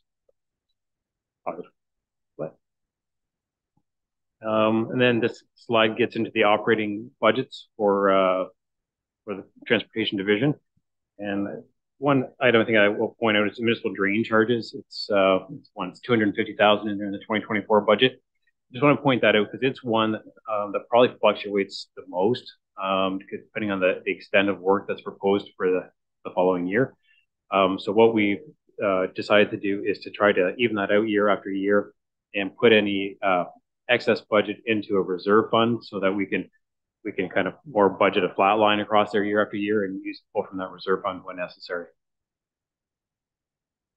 And then just some of the other items on the second page and some of the ones on the first page, but just a general comment I'd like to make is that a lot of these items we're not going to see, like I said, we're not assuming roads next year or don't plan to be assuming roads next year. So there's not a lot of change there and we're not changing our service levels, but knowing that there will be assumption of subdivisions coming forward over the next few years, we are going to see an increase in the requirement for sand and salt, and even just labor on sidewalk clearing and maintaining roads. For example, the increase in sidewalk over, if we look at what we have existing versus what we'll have once all the approved draft plans are built out, it's about a 33% increase in sidewalks. That's probably the biggest one, but we're talking a significant increase in the number of streetlights, so hydro costs, increase in kilometers of roads. Obviously, as a proportion, it won't be as large, but definitely will impact our operating going forward. So I'll stop there. That's the end of transportation. Happy to answer any questions. I don't see any hands. We can move like who's next? Okay, environmental. So still within the Public Works and Engineering Department is our environmental services. So environmental services looks after water, wastewater, stormwater, and solid waste and recycling. So the solid waste and recycling is contracted out to Blue Water Recycling, but the rest is done in-house. As you can see from the presentation, is that we do operate a number of water and wastewater facilities, like physical buildings, as well as stormwater facilities, and many kilometers of sewer mains, sanitary storm and water mains as well. And so we have a complement of 8 staff in that. Accomplishments for 2023. So we have presented the 2023 skater roadmap earlier in the year to council to give an idea of what the 10-year impact would be to I guess revitalize or replace a lot of the SCADA that we have in place that's outdated, both from a hardware and software perspective. I believe the 10-year average was about $400,000. We're budgeting $300,000 in 2024 for the start of that implementation. So that's a positive thing moving forward. One of the other things that you'll see coming in the reports next council meeting is that our operations staff achieved some great results with our internal and external water system audits over the last year. So those reports will be coming next council meeting. In 2023, I also wanted to point out that a number of the projects that you see here were projects that were undertaken for operational efficiencies and or effluent quality improvements. We've met everything we need to meet, but increased effluent efficiency can prolong such things as our filters within the wastewater treatment plant. So it's all positive for changes or for our operating. So some of the ones listed will improve data for operational adjustments, such as the dissolved oxygen sensors, and some will just simply improve the operation of the efficiency, such as the sand filter replacement. So the sand in the sand filters, I think it was 15 or 20 years old, it hadn't been replaced, and it just didn't function the way it was supposed to anymore. So similar trends here. We're still seeing some issues with certainly with cost increases. I'd say in 2023 we saw some significant cost increases. There seemed to be a bit of delay in some of the items for water wastewater, largely in the chemical cost and some of the servicing costs as well, with the haulage of biosolids. We are still experiencing some delivery timelines, some long timelines on. I mean, some of it's on IT related items. So nothing that has caused us concern, and no issues with getting the supplies, just has to be planned out adequately. One item too, I know that's noted in here, is just the call for lower water and wastewater rates, and that's a pretty common comment. And just one comment I want to make in passing is that I was at an event today, and just offhand, 3 different people I spoke to all commented that within their municipalities that they get the same complaint, right? And I know historically we have been higher than some, but others have been catching up to us because our increase has been fairly small over the last number of years. And next year, when we look at that long-range plan and we look at our rate structures, one of the things I want to bring back as well is a comparison again to other municipalities in Ontario. And I think that we're going to see that we're not leading the pack anymore with rates, or certainly not to the degree that was previously there. One other thing to point out, similar to the roads and the assumption through subdivisions, is that we're considered to be the operator of unassumed infrastructure within the subdivisions. So water, wastewater, stormwater, we are deemed the operator of those systems, but we don't own them right now. So from a liability standpoint, as far as deficiencies or defects, that still falls back on the developer. But the time is coming where we have a number of these subdivisions that have been constructed. We will be assuming them. Any repairs within those systems will become ours, and so we will see an impact on operating costs going forward. And then our budget line items. So wrapped up there is just over 10 million for environmental services. Just keep in mind that a significant portion of that, I'm going to say roughly $3 million, is transferred to reserve. Actually, sorry, be closer to $4 million is transferred to reserves between the water, wastewater, and stormwater components. I'm happy to answer any questions. Thank you. I'll look to Council Lynn. All right, I'll keep going. So fleet services, last part. So fleet services, as you can see, we have quite an extensive list of fleet for a municipality of our size, but we do a lot. We undertake capital projects within the municipality. And a couple of items I mentioned earlier, the excavator and the bucket truck have been put to really great use. Go to the next slide. So 2023 accomplishments. One great thing that was undertaken this year was with our asset management software, which had a work order function. That was fully implemented, and fleet was actually the first department or division that was implemented in. So it was being used to track preventative maintenance for all equipment and vehicles. It was also rolled out to other departments as well. It did not go to we didn't get to the point of releasing it to the public. The intent will be to, once we've switched software and we've readopted that with the new software internally, that we will get to a point where we open up the ability to the public to be able to submit requests for work orders for anything they might find, such as the pothole.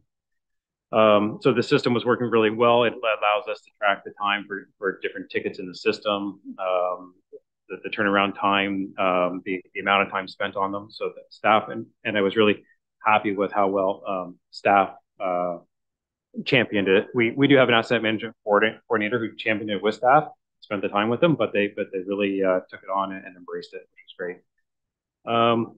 And then into the trends and issues. So again, similar here, I guess one kind of good news story is the change in our budget approach for fuel oil and operations and maintenance on the vehicles.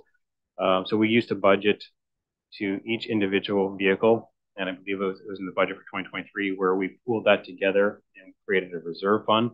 So that's allowed us to tighten up the budgeting for those, so there isn't the concern about being over budget for each individual vehicle. And actually, so the fleet budget for 2024 is lower than 2023 or 2022 because we've tightened those up, where we don't have to hedge against fuel prices or oil prices now. We have that reserve fund that we can pull from if necessary. So we have certainly tightened that up to where we feel like it's in a good position now. Last slide is just the summary for our budget items, totaling just over 1.3 million, and that's for all the fleet for all departments. Happy to answer any questions. There are none. If that's back to you then, Tiffany, I think, isn't it? So thank you, Mayor DeVete. So through you, Mayor DeVete, we're ending where we started. So the budget summary, the big picture. So you've seen what goes into the 2024 budget. Last week, or last council meeting, we outlined the capital. Tonight, we outlined the operating costs. We are looking at a 3.22% tax rate increase for Middlesex Center. This information will be publicly available on our website with the budget booklet, which is also attached to the council report tonight. Please have a look to any members of the public as well as members of council. And overall, we'll come back to what this looks like for our residents. So the residential impact is outlined here for 2024. We're looking at for property taxes an $83 impact.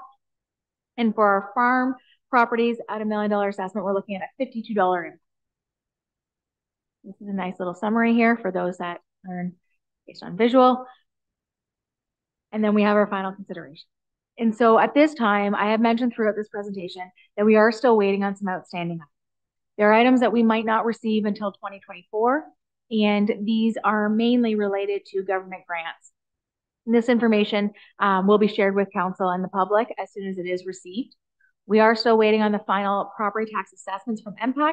They have until the end of this month, early December. So that will be incorporated in the final report. As well, we are waiting on some third-party data. They'll be incorporated in the final report.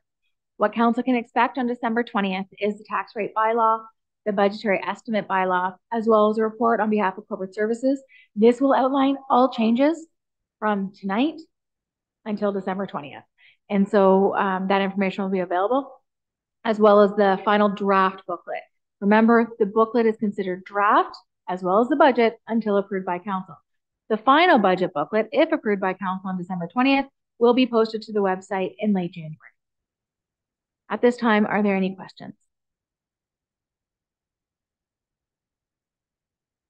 I don't see any hands, but I'm going to take this opportunity. If you read the book, it makes sense. Tiffany, you and the team, all of the staff members, the amount of work that's gone into making this plain English and understandable. I mean, you can tell from the number of questions that you're getting from us. And I know we've been seeing iterations and had, some foreshadowing of certain things. So I just want to say thank you very much to all of you for all of the work. It's also gratifying to see that some of the software and all of the tools that we have at our disposal, the level at which you can track certain things, and also hear about, oh, but we're going to get this better next year. So it's refined and refined and refined. So I think it's really, for a person on council, when I'm looking at numbers and trying to think about, oh, what does this mean for our ratepayers, or can I explain it, or how do you justify it? Going, it's all there. It makes sense. And sometimes it's hard to give people news about a number like we have, but at the same time, it's justified, and it means that we can maintain services that we need for our residents, and the quality of roads and water and everything. So I just want to say thank you to you, and also to our two councillors who worked on this project. It takes a lot of time and there's a lot of learning, so I appreciate that as well. So I'll stop there now, but I see Councillor Burge, you have your hand up. Just a comment. Yeah, it's an excellent budget book, but the way it's presented, sometimes when you read reports, they drone on and on in words, and you fall asleep, your eyes start to water. At least we have pictures, we have high-level summaries, we have bolding. So for that, I think it's great. So continue with the good work. I agree. The visual learners, the ones that want words, it's all there. So, okay. So we have to receive this. The motion before us is that the report CPS 52 for 2023 regarding 2024 budget, report, and draft booklet be received. A mover, please, and a seconder. Councillor Cates and Councillor Burrs, thank you very much. All in favor? And that is carried. Okay, so now that we are finished that part, we do have to move into public meetings. The motion is the council move into public meetings at 7:03, p.m. pursuant to the Planning Act, RSO 1990 as amended, to consider applications listed on the November 15th, 23 council agenda. A mover, please, and a seconder. Councillor Arts and Councillor Heffernan, all in favor? And that's carried. Thank you. Okay, item 8.1. Oh, sorry, yes. Where'd it go? Oh, here. Okay, that's okay. So members of the public that wish to receive further notification on any applications being considered tonight, I ask that you please send an email to planning@middlesexcentre.ca requesting further notification. Please be advised that comments expressed and written material presented are a matter of public record. If you have questions on any of the applications being heard this evening, we ask that you direct those to the appropriate planner on file. Members of the public that have requested to speak will be given a maximum of 10 minutes to address council and provide comments on the applications. In keeping with our procedural bylaw and our R-zone policy, I would remind all of our meeting participants to use respectful language and uphold our values of cooperation, trust, and openness. Okay, so there is an order, and it's the same for every single application, and it is as follows. First of all, I'm going to ask the planner to explain the purpose of the application, to present the staff report. And then the applicant or their agent has an opportunity to speak to the application. And then the members of the public who've registered will be asked for their comments.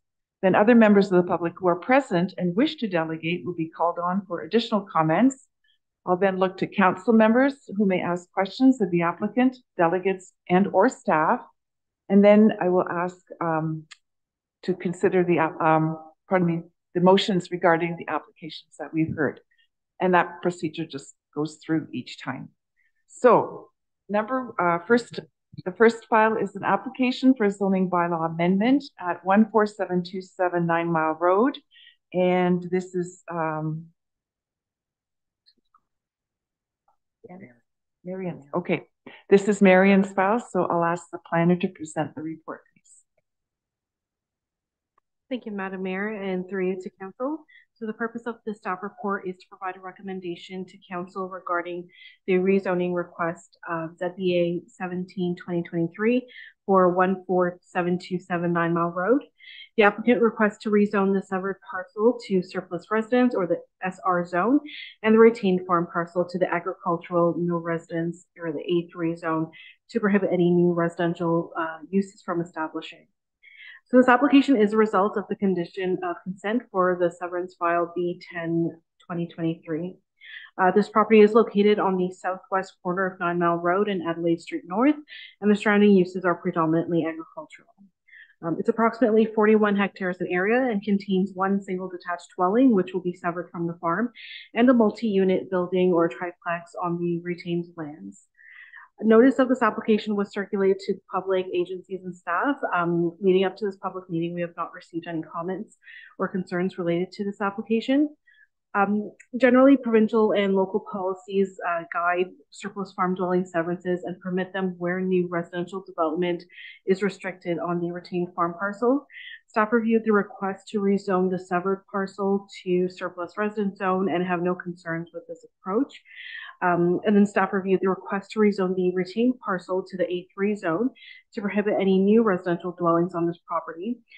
Typically, we are supportive of this approach. However, there is an existing triplex on this property which will become illegal.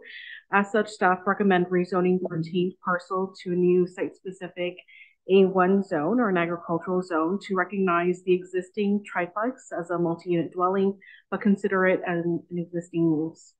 Therefore, once the use ceases within the existing building, the landowner would not be able to rebuild a multiple unit dwelling on this property. Staff are satisfied that this amendment with staff's recommendations will meet the policies of the PPS and official plans, as it doesn't permit any new residential development and doesn't make the existing dwelling a non-conforming use. Therefore, staff recommend that the lands be rezoned to surplus residence and the agricultural exception 49, as it is consistent with the PPS, county, and local official plans. Thank you, and I'll be happy to answer any questions. Thank you for that report, Marian. I'm going to see if anyone's here. Oh, right, Courtney. I did right. Oh, there it is. No, that's 8. Oh, okay, 8.1. I thought she was the next 8.2. Okay, I'm sorry, Courtney. I was confused. You're also doing 8.1. I know about the next. Go ahead. The floor is yours. Thank you. I'm here as agent for the applicant. I don't have any comments. Maybe just a little bit louder. We can hear your voice, but it's hard to make out the words. Okay, is this any better? If you just wait a moment, they're going to check and see if it's our problem here. Just bear with us for 1 minute. Okay.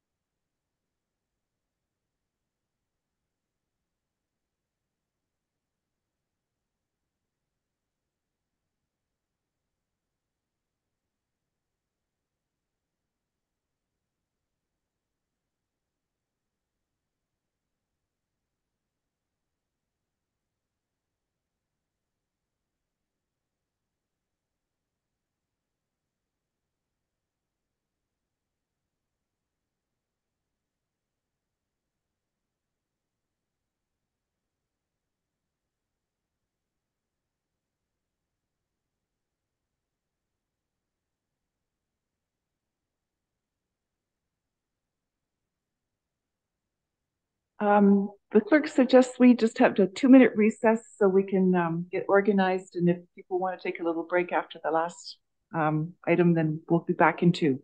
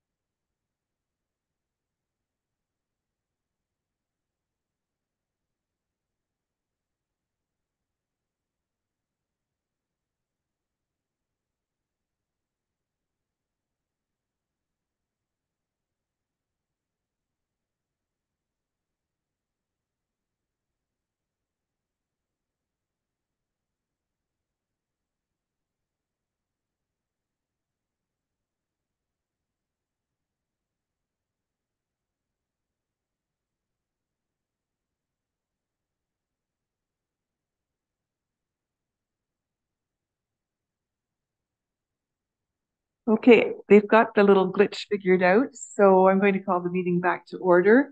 Ms. Sinclair, I apologize. I think we've got everything figured out. If you'd like to start again, the floor is yours. No problem, and thank you. I am here as agent for the applicant. I hope you can hear me better this time.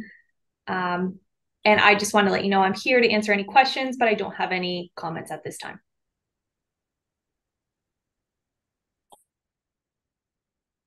Okay, so now we can go to any members of the public who are here to speak to the file. And this group is not here for this one, so I will now look to council. Are there any questions, comments, concerns? No. Okay, in that case, there is a motion before us. That consent application B21, 2023, filed by Courtney Sinclair on behalf. Oh, shoot, I jumped to work. Okay, this is the comedy of errors. Okay, that zoning bylaw amendment application ZBA 17-2023 as amended, filed by Joseph Hens on behalf of 1879517 Ontario Limited to rezone the lands known as 14727 9 Mile Road from agricultural A1 to surface residence SR and agricultural exception 49 as A1-49 for the severed and retained lands of the consent application B1023 be approved. Do you have a mover, please, and a second? Councillor Arts and Councillor Heffernan, all in favor? And that is carried. Thank you. Okay, now we're moving to 8.2, which is the consent application for 10701 Lamont Drive. And, oh, sorry, that's Dan. That's your file. If you give us the report, please. Through the chair, thanks, Madam Mayor and members of council. Application item consent file 8.2, which is B21-2023, is a consent to dispose of a house which is deemed surplus to a farm operation consolidation. The applicant is requesting to sever the existing dwelling for the purpose of sale. The applicant is requesting a severed lot with a frontage that has approximately 45.7 meters and an area of 1 acre.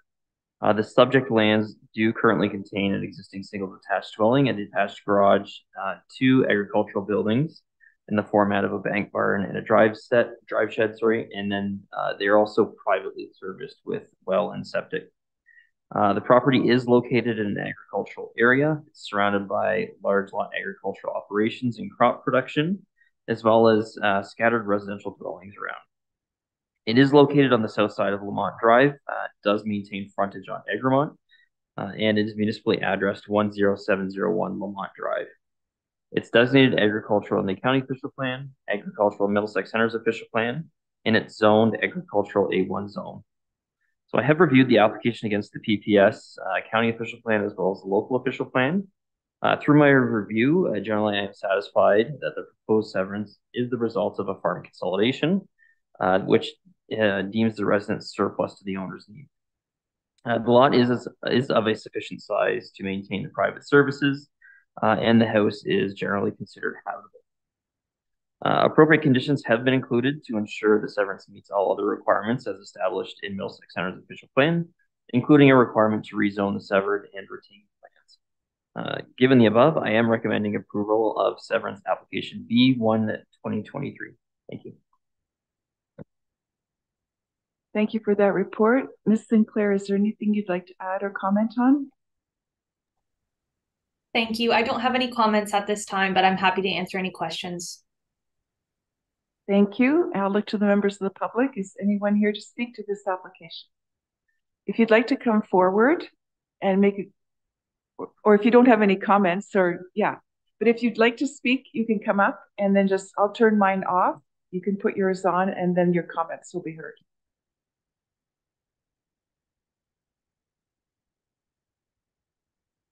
All of the buildings will be demolished and a new house built.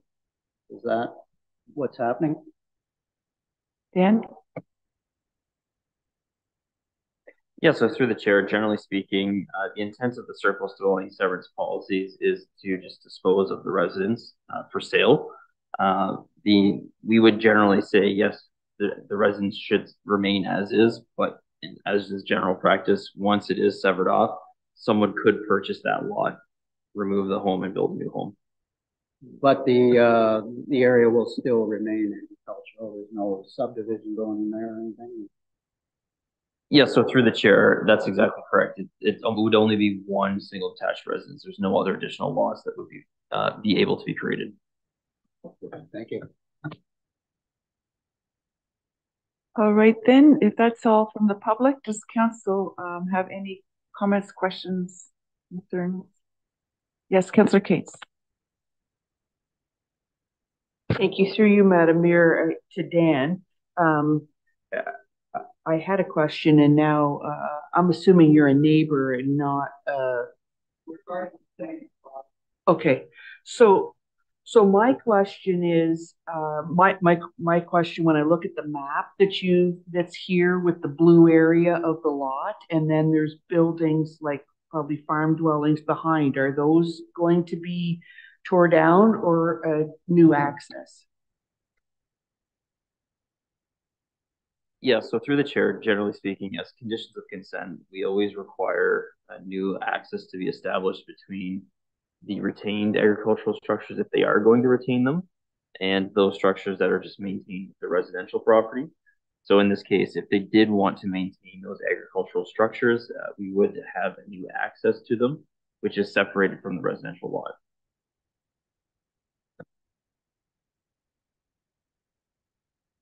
Anyone else?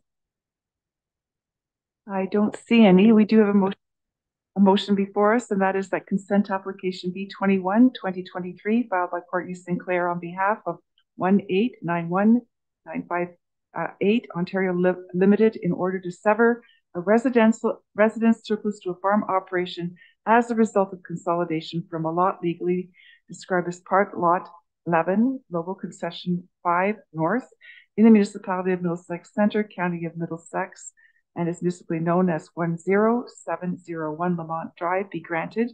There are 17 conditions which are listed in the document. And further that, the reasons for granting the consent application B21 2023 include the proposal is consistent with the provincial policy statement, the proposal conforms to the County of Middlesex official plan and the Middlesex Centre official plan, and subject to those conditions, the proposal would comply with the Middlesex Centre Comprehensive Zoning Bylaw. Could I have a mover, please, and a seconder? Councillor Burrs and Councillor Cates, all in favor? And that is carried. Thank you. Okay, we have consent 22-2023 for 6069 Egremont Drive. So again, if you'd like to present the report, Dan. Through the chair, so application 8.3 on the agenda, which is consent file B22/2023. And the purpose and effect of the application, again, is to dispose of a house which is deemed surplus to a farm operation through consolidation. The applicant is requesting to sever the existing dwelling for the purposes of sale.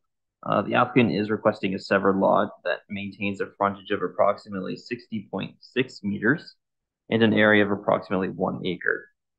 The subject lands currently do contain an existing single detached dwelling, as well as a detached garage and private services in the format of a well and septic system.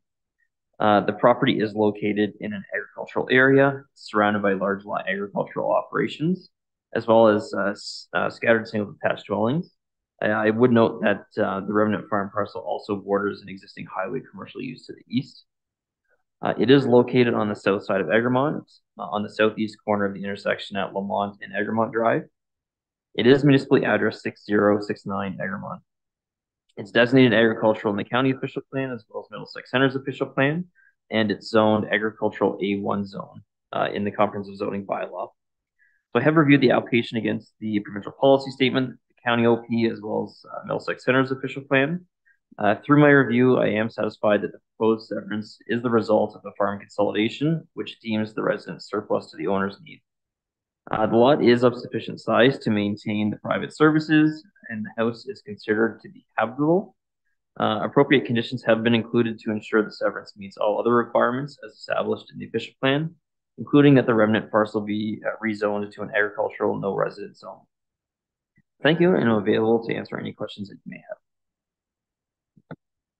All right, I'll look to the representative for the client. Is there anything you'd like to add, Ms. Sinclair? Thank you. I have nothing further to add, but again, I'm happy to answer any questions. Thank you. All righty then, members of the public, does anyone wish to speak to this file? No? Okay, council, are there questions, comments? Seeing none, we do have a motion before us, and that is the consent application B22, 2023, filed by Courtney Sinclair on behalf of 1891958 Ontario Limited, in order to sever a residence surplus to a farm operation as a result of consolidation from a lot legally described as part of Lot 10, Concession 5 North, in the municipality of Middlesex Centre, County of Middlesex, and is municipally known as 6069 Egremont Drive, be granted. There are a couple of conditions going along with that. And further, that the reason for granting the consent application include that the proposal is consistent with the provincial policy statement, proposal conforms to the County of Middlesex official plan and the Middlesex Centre official plan, and subject to the conditions, the proposal would comply with the Middlesex Centre comprehensive zoning bylaw. Is there a mover, please, and a seconder? Councillor Burrs and Councillor Arts, thank you. All in favor? And that's carried. Alrighty. Moving on to 8.4, which is 9787 Ivan Drive. And that will be Dan again. Through the chair, thanks members of council. So item 8.4 on the agenda, which is consent file B23/2023. The purpose and effect of this application, again, is to dispose of a house which is deemed surplus to a farm operation consolidation. The applicant is requesting to sever the existing dwelling. The applicant has requested a lot with a frontage of approximately 10.4 meters, as well as an area of 1 acre. The subject lands currently contain an existing single detached dwelling, as well as a detached garage, and it does maintain private services in the format of a well and septic system. It is located in an agricultural area and is entirely surrounded by large lot agricultural operations, which are in crop production. It is located on the south side of Ivan Drive, south of the intersection of Ivan and Cove Road. It is municipally addressed 9787 Ivan Drive. It's designated agricultural in the county official plan, agricultural in Middlesex Centre's official plan, and it is zoned agricultural A1 in the comprehensive zoning bylaw. So I have reviewed the proposal against the provincial policy statement, the county official plan, as well as Middlesex Centre's official plan. And through my review, I am satisfied that the proposed severance is the result of a farm consolidation, which does deem the resident surplus to the owner's needs. The lot is of sufficient size to maintain private services, and the house is considered to be habitable. Appropriate conditions have been added and included to ensure that all other requirements of the official plan are met, which also does include, as previously noted, a rezoning to the severed and retained parcels, specifically for the retained to allow no future residential construction. So given the above, I am recommending approval of severance application B23/2023. Thank you. Thank you for that report. Again, I'll look to Ms. Sinclair. Is there anything at all? Thanks again. No comments at this time, but again, I'm happy to answer any questions. Thank you. And I'll look to members of the public. None. And council?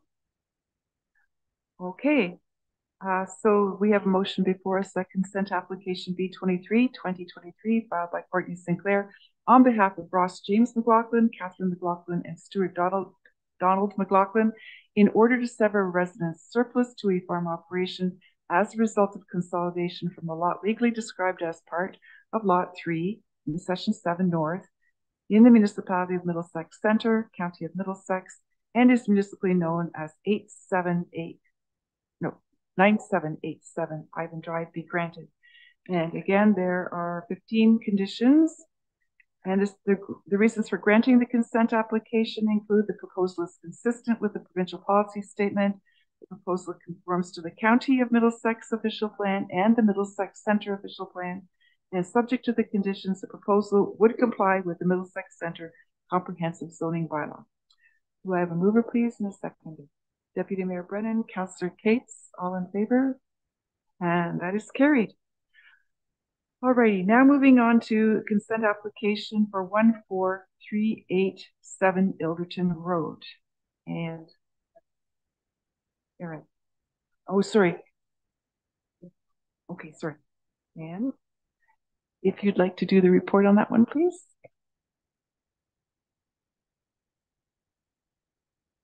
Yeah, so through the chair, just prior to getting into the report, I would note that the applicant in this particular case has requested a deferral of this particular item on the agenda tonight. Reason being is they want more time to look into the policies and the overall proposal and to go back and potentially reconsider the proposal before council. So I'll leave it to the clerk on how to deal with the deferral in this case. Through the chair, thank you for those comments. I understand we do have the applicant online virtually, so we're just going to call on them now to provide any additional comments. Following that, we'll ask council to consider a motion to defer this report to a future date. We will at that time look for time and place we can have. Thank you.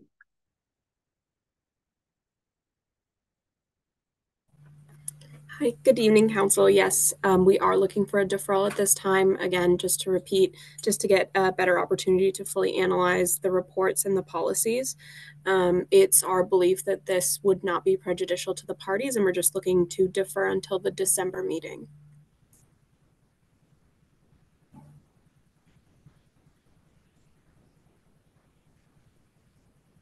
Okay, so we skip the public this time and we'll go directly to council. There is a recommendation before us to defer. Does anyone want to speak to it or make a motion? No? Councillor Burrs? Thank you. Seconder, Councillor Deputy Mayor Brennan, all in favor?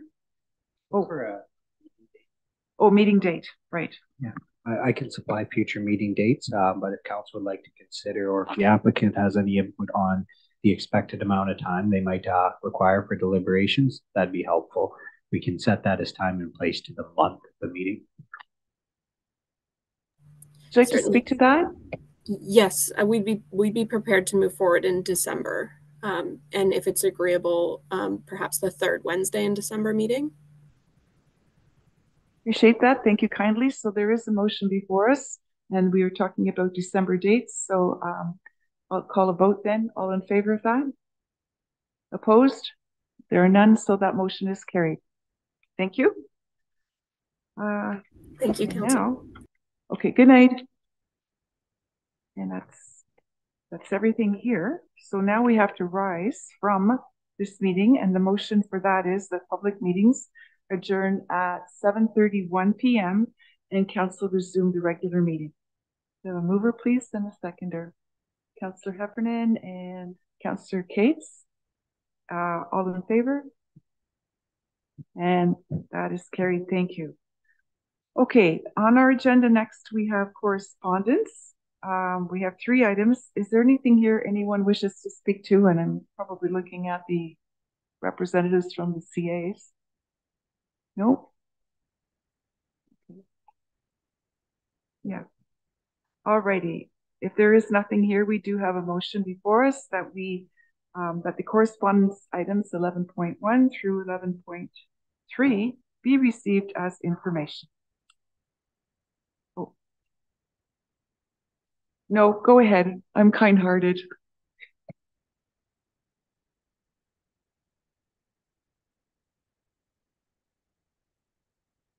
The Stanton Green Energy Project, this is part of them applying to the IESO, who's put out this macro bid looking for all kinds of alternative energy sources, correct?